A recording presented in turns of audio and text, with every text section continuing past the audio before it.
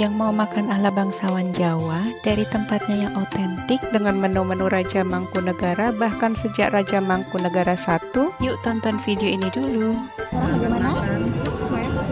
Kembali lagi bersama Recorded by D. Dalam channel ini aku berbagi pengalamanku seputar pergi-pergi, jalan-jalan, dan jajan-jajan. Halo, assalamualaikum dan apa kabar? Semoga teman-teman selalu dalam keadaan sehat. Malam ini aku excited banget untuk makan malam di Pracimasana. Nah, sekarang aku sudah berada di dalam Taman Pracima Twin, taman yang berada di sisi barat komplek Pura Mangkunegara. Aku baru pertama kali kemari dan merasa vibes di tamannya itu seperti taman-taman di Eropa, seperti penataan tanaman dan bentuk air mancur. Sementara untuk gazebo dan bangunan utama Pracimasana memadukan gaya arsitektur Jawa dan Eropa. Pracimasana adalah restoran fine dining berkonsep eksklusif yang berada di dalam Pracima Twin. Setelah aku ulik lagi di internet, Taman Pracima Twin sudah ada sejak Mangkunegara 6. Pada masa Mangkunegara 7, Pracima Twin direvitalisasi dengan inspirasi taman yang ada di Belanda. Nah, pantesan kan bentuknya beda. Sayang aku dapat reservasi makan di sini tuh malam hari. Coba kalau sore-sore pasti lebih indah pemandangannya. Sejak dibuka di awal tahun 2023, Pracima Twin sangat populer di kalangan turis lokal maupun mancanegara sebagai destinasi baru di Solo yang syarat akan nilai budaya dan pengalaman bersantap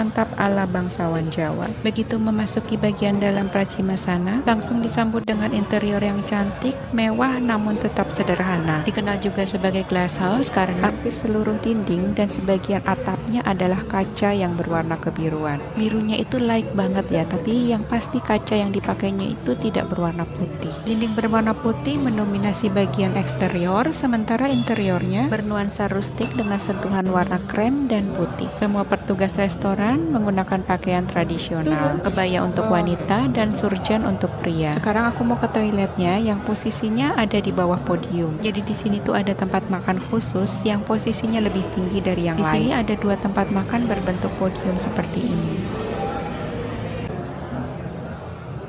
Ini nih tangganya untuk menuju ke atas. Yang di atas toilet ini adalah tempat makan khusus untuk Kanjeng Gusti dan tamu-tamunya. Yang satu lagi berada dekat dengan kitchen, diperuntukkan untuk ibu dan kakak-kakak Kanjeng Gusti. Nah, ini dia toilet yang berada di bawah podium tempat makan Kanjeng Gusti. Lantai dan dindingnya berlapis kayu. Wastafelnya berwarna putih dengan 2 cermin oval berbingkai emas, vas bunga berisi bunga segar dan lampu hias unik. Fix ini jadi spot foto favoritku di sini. Pintu toiletnya putih dan tinggi, bermodel kolonial krepyak dengan ventilasi udara di bagian atasnya. Untuk bagian dalam toiletnya bersih dan lengkap dengan tisu. Sebelum kembali ke mejaku, aku salvok sama peralatan makan yang ditata di sini. Selain raknya yang berwarna emas, bentuk piring dan gelasnya beda, seperti dari masa lalu gitu. Setelah aku ulik lagi dari internet, ternyata semua peralatan makan yang digunakan di sini itu semuanya baru. Hanya dibuat menyerupai saat Pura Mangkunegaran mengadakan acara santap dengan tokoh-tokoh penting pada zaman dahulu. Untuk dapat makan di sini, sebaiknya teman-teman reservasi terlebih dahulu. Kapasitas restoran terbatas sampai dengan 100 tamu. Melakukan reservasi bisa melalui akun IG resminya @pracima.mm dengan mengklik tautan pada link tree. Nanti teman-teman akan diarahkan ke situs web pracimabogasana.co.id untuk melakukan reservasi. Setiap tamu dikenakan deposit senilai Rp50.000. Pilih opsi, kemudian tutup pop-up tautan reservasinya. Sebelum melakukan reservasi lebih jauh, pihak restoran sudah memperingatkan akan adanya kemungkinan untuk menjadwalkan ulang reservasi kita jika ada acara atau tamu penting kerajaan yang datang sewaktu-waktu.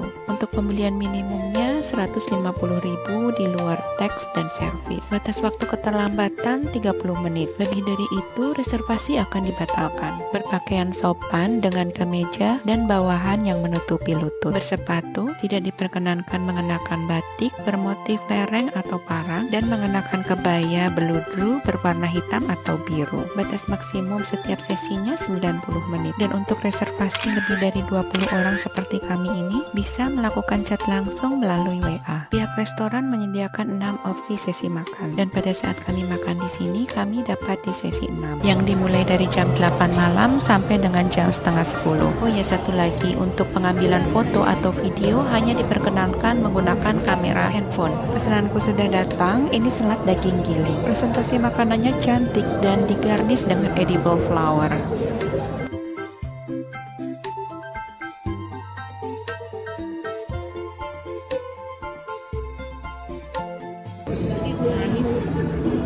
Rasa selat daging gilingnya ini cenderung manis seperti semur. Kata temanku, ceprot-ceprotan kuning telurnya ini enak, dan emang bener sih rasanya enak. Iya, karena daging giling jadi nggak perlu repot-repot ngunyah. Dalamnya kuning telur. Ini aku makan sama bunga-bunganya ya, dan yang pastinya sih nggak akan beracun bunganya. Gimana makanannya? Enak nggak? Enak kalau anget. Waktu itu kita makan dingin, jadi nggak enak. Sekarang juga udah agak dingin sih, nggak lebih better daripada waktu yang pertama datang ya. Waktu itu aku maksud makaroni dingin, ya enak banget. Oke. Sekarang bagaimana? Makan. Enak lumayan. Enak ya. Enak katanya guys.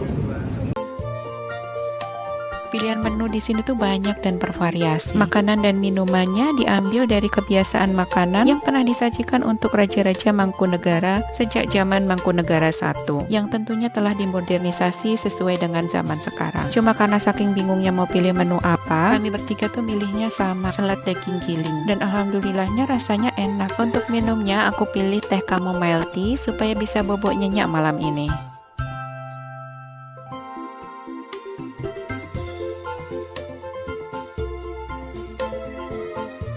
Untuk salad sayurannya ini pakai saus orange, jadi rasanya tuh seger banget. Terus ada jeruk kalengnya juga, walaupun cuma sebiji dan lebih cocok sebagai garnish aja, tapi ini nambah seger rasa saladnya.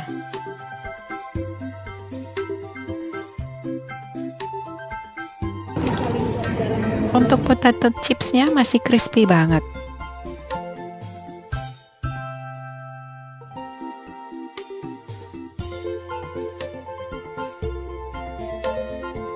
Walaupun porsinya dikit, ternyata cukup mengenyangkan buatku.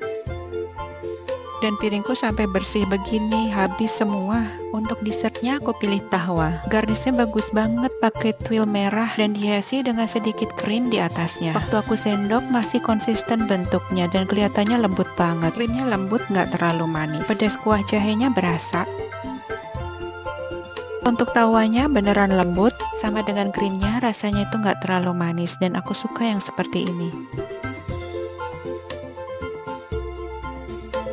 Untuk tuilnya rasanya seperti crepes yang manis. Dengan minimal pembelanjaan 150.000 per orang, untuk makan malam dengan menu-menu ala raja-raja sejak Mangkunegara I, pelayanan dan ambience restoran ala bangsawan Jawa ini worth it untuk dicoba. Apalagi mereka juga punya opsi menu vegan, ya walaupun tidak banyak, jadi kami tidak perlu khawatir lagi untuk memilihkan menu rekan kami yang dari India. Dan dia pun senang karena menu vegan yang kami pilihkan untuknya enak. Oke, sampai di sini dulu ya sharing aku kali ini. Semoga bisa membantu teman-teman yang akan mencari referensi tempat makan di kota Solo. Sebelum pulang, kami foto-foto lagi di Pracima Twin. Terima kasih sudah menonton dan sampai bertemu lagi di video-videoku yang lain. Bye-bye.